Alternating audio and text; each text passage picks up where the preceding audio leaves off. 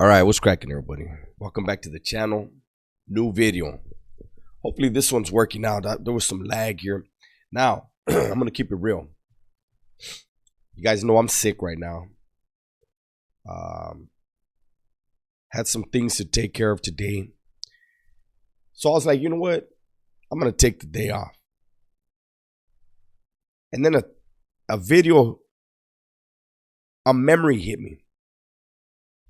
I don't even remember what triggered this, but I was driving and this popped up in my head. This story, this individual.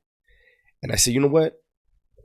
As much damn love and support as you guys have been showing me, I got to put this video out. And I'm going to do it today. It's 4:36, so this is probably going to get put out after 5. Don't remember if I said it yet. Was cracking, everybody. Welcome back to the channel. There you go. Now,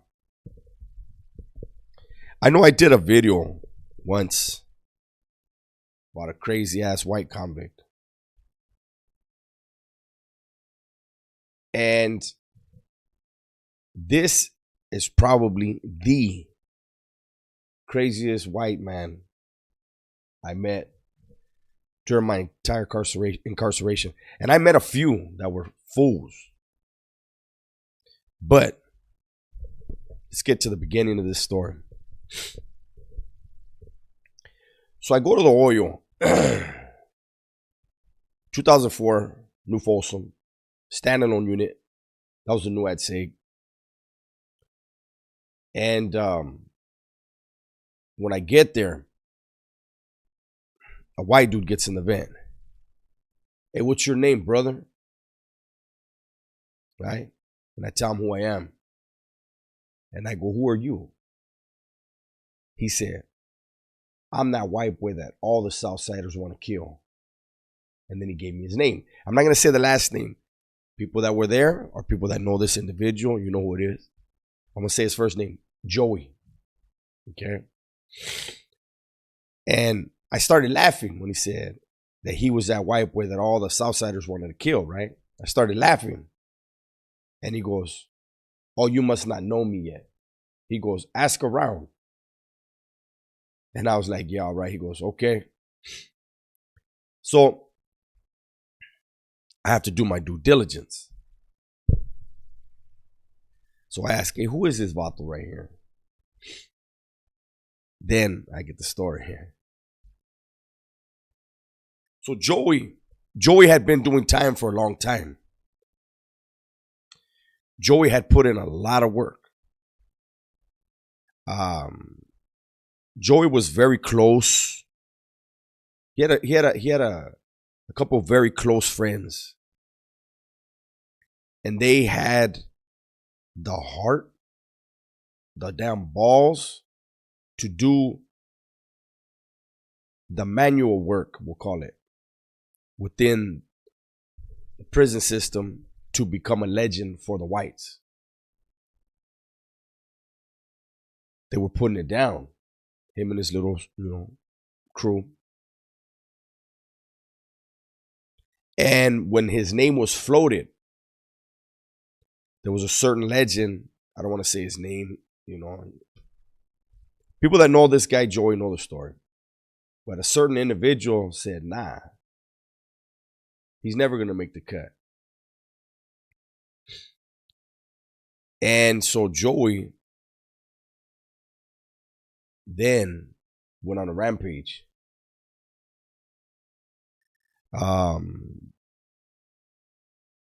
Joey went and clicked up with a very notorious skinhead group out of Orange County. I don't want to say their names.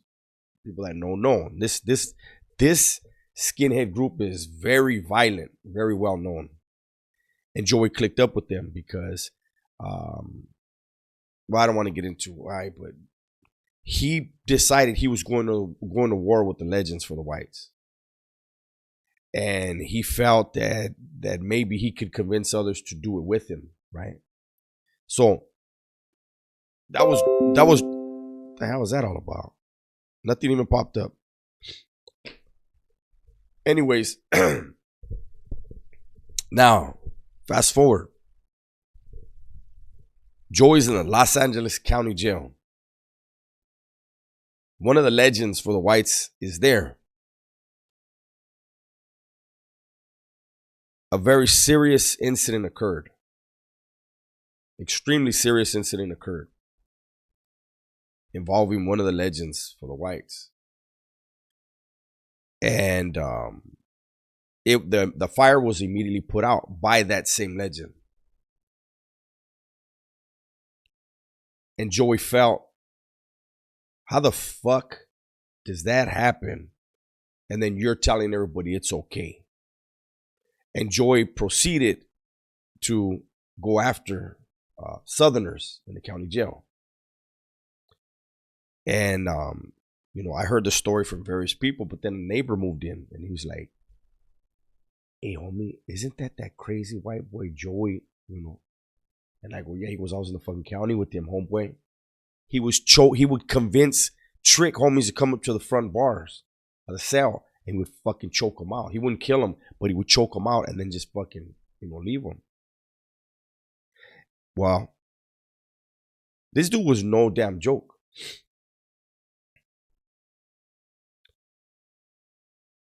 So what the homies did is, Joey was getting away with that. And so the homies, they rocked him to sleep as far as they got him to let his guard down. Hey, homies, we're not tripping on that, this and that. Couldn't get to him, though. I think he was in high power with them. And so they got him, they made some pistol. They were putting pills in the pistol. Got him to drink. The homie said that the ones that were there, they were like, hey, every time we came out, that vato was prepared. You couldn't just spear him or nothing. He was always ready. He's at the back of the cell. So they got him to party with them. But they're not drinking the pistol. They already fucking doctored it up. One of the homies comes out. And they're like, hey, the vato's passed out. And he's in range. They go get the spear. Boom, boom, boom, boom. Stabbed him all in his nuts. Stomach and nuts. You don't do that to anybody.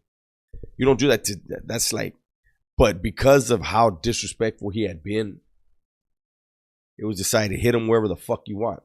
But you got to hit him. And he got hit.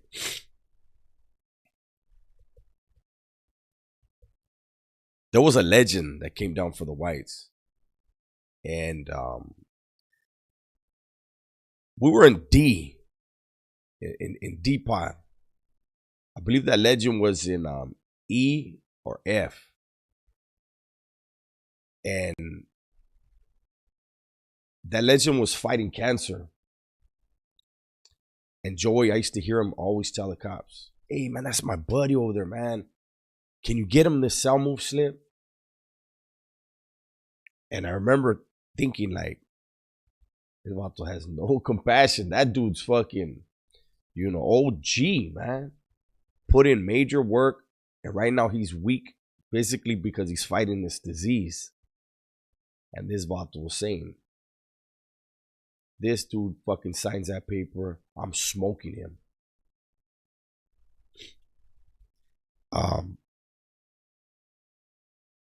He had got to New Folsom and immediately got snatched up. He went,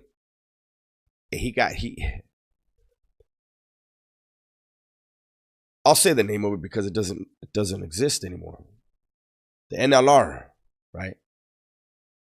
They put an NLR in his cell.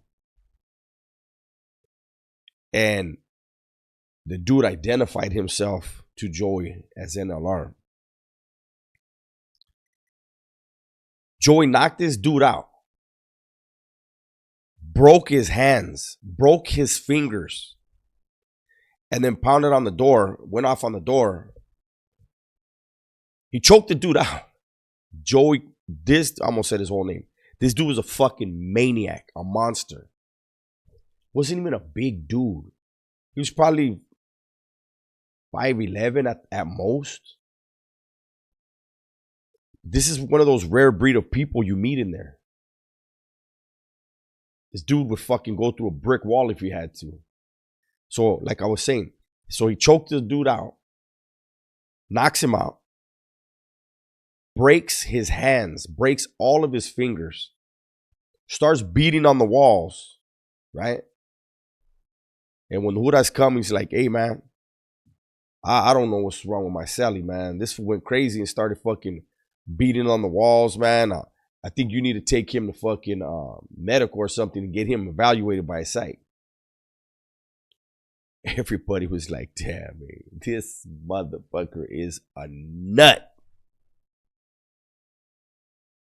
And after that, the next celly he had was a skinhead from Northern California. And let me add this. You know, this story is going to be a little bit longer than I intended because I'm going to add in that part about his celly. So, finally one day, because we're tripping like, why, you know, because at first, okay, so he got the NLR dude in the cell. He did that to him. He couldn't get a celly. Then when he did get a celly, they were cellies for a while, you know. And everybody, like, the raza were tripping, like, how long are they waiting? Like, are they trying to make him feel comfortable? I mean, how many months are they going to wait? This dude is, you know, this dude's a fucking nut. And everybody knew, as far as the raza, stay strapped. Because sometimes they make a mistake and these doors pop. You got to try to kill this dude because he's going to try to kill you. I mean, he was that dangerous where everybody knew, don't play. The door's cracking, he's on the tier, he's going to try to kill you. So be ready. Now, one day Joey went out, and I don't remember what he went out for. But there was an NLR and a wood that were cellies all the way at the end of the tier, right? And they were like the ones for that tier. So they hollered down to Joey celly. I mean, it was like as soon as Joey left, and this is when you know, as soon as Joey left, it wasn't until he was all the way out of the section and the section door closed that they hollered to his celly, hey, shoot your line. And it was like the tone of voice, shoot your line. I was like, today's the day. So he hooks his line up with them. They pull his line into their cell. They send him a kite. Everybody gets on the door to see. I'm guessing. I know Raza did. So he pulls the huila into his cell, right? Next thing I know, he throws their line out. He's not attached anymore. And he tells them, pull it. And then they pull the line in. And the first thing they said was, why didn't you stay attached? That right there was a red flag. When I heard them say that, I said, oh, they better not send this dude nothing. And he goes, oh, my bad. I had untied it because in case the cops come in, I didn't mean to untie it. He said, send it back. And the answer is yes. But go ahead and send your line again. So now it's obvious he's saying yes to do a jale on his celly, right? And he's like, shoot the line. They shoot the line. All of a sudden, he don't know how to fish. So he's throwing the line. Can't get it. So he's like, man, I don't know what's going on. And they're like, hey, Holmes, are you good or what? Like, do you need me to throw it again? He's like, no, it's right there. Just leave it there. They pull the line in. They throw it even further. I'm knowing, homie. To me, it's completely obvious, right? But what do? Guess what I do? I shoot my line out there, snatch their line up, pull it in my cell, and throw it in his cell. And I go, there you go. Now you got it. He's quiet. And they're like, you got the line? Yeah, I got it. Well, they said, well, then tie on. He ties his line on, throws it out.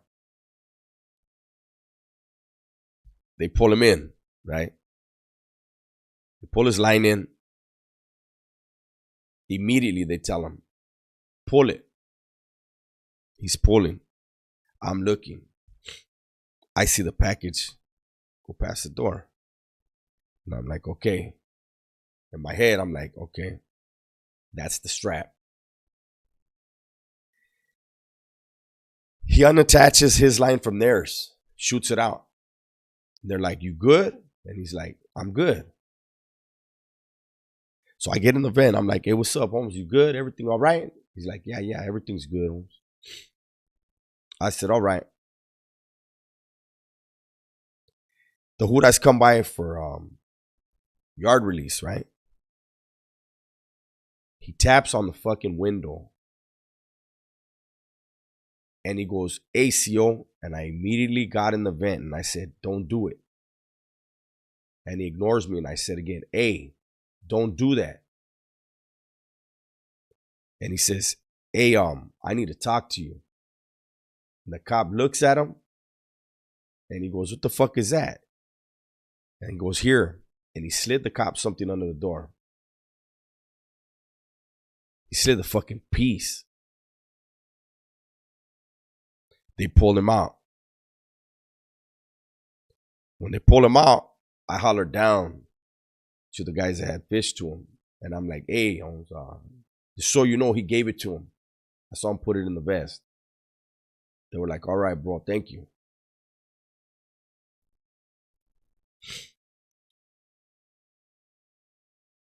Joey came back. And he was like, oh, no. Matter of fact, they moved Joey. They moved him from D, where I was at, to, I believe it was B. They moved him. That's right. He came back. I think it was court or something. He was fighting a case. And when he came back, they told him, you got to move. They moved him to B roll, right? B pot. And I remember when his cellie came back, I asked him, I said, hey, Holmes, why did you give up the piece? He's like, hey, check this out. I don't give a fuck what you think about me. This and this and that. And I said, look, Holmes, I'm not going to do all that fucking woofing and all that. I'm just saying, you know, your people don't have that many weapons back here. If you don't want to do it, why didn't you just say, hey, I'm good and do what you did with the Huda? Do that on your own. But why would you give up fucking, you supposedly love your people. You know what I'm saying? Like you're a skin. Like, why would you give up that piece? And he's like, man, they try to give me a pair of fingernail clippers. You know, that's Joey. Joey to fucking kill me. I go, well, if you were scared, you should have said that. You know, but anyways, Joey knew and everybody knew. It's all out now. They got it at Sally. The cops are never going to give him another Sally. They know. His Sally told him, they want me to get him. Anybody goes in there, they're going to send them. We happen to get out there with that roll, with Joey. And Joey called over his celly and he goes, hey, you're a bitch.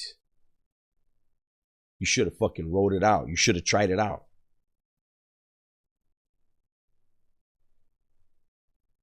That is the craziest motherfucker, as far as the whites that I ever met.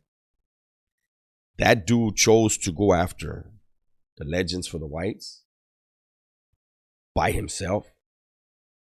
He chose to go after the raza from Southern California in the Alley County Jail by himself. Yeah, it was high power, and he couldn't, have dudes shooting at him every day. But he got whacked. He knew sooner or later what was going to happen taking on that organization after you already have this organization. But see, he was safer. Nah, I don't want to say safer because them dudes are no damn joke. But they weren't on the main lines. So he was able to wiggle for a second. But it all caught up to him there. But this dude knew It was him against the fucking world. And every day he was like, I'm that motherfucker you want. So I don't know what happened to Joey. I know there's going to be some people in the comments that are going to know exactly who I'm talking about. And they'll probably say the name. I always trip out whenever I do a story and I don't say, like, I'll say the neighborhood, but I won't say the name, or I'll say the name, but not the neighborhood. Somebody always in the comments, oh, I know who he is. This is who it was. But anyways, that's the video. I got to get it out to you tonight. Thank you guys. Hopefully you enjoyed it. Everybody, please be safe, be smart, and tell the ones you love that you love them. I'm out.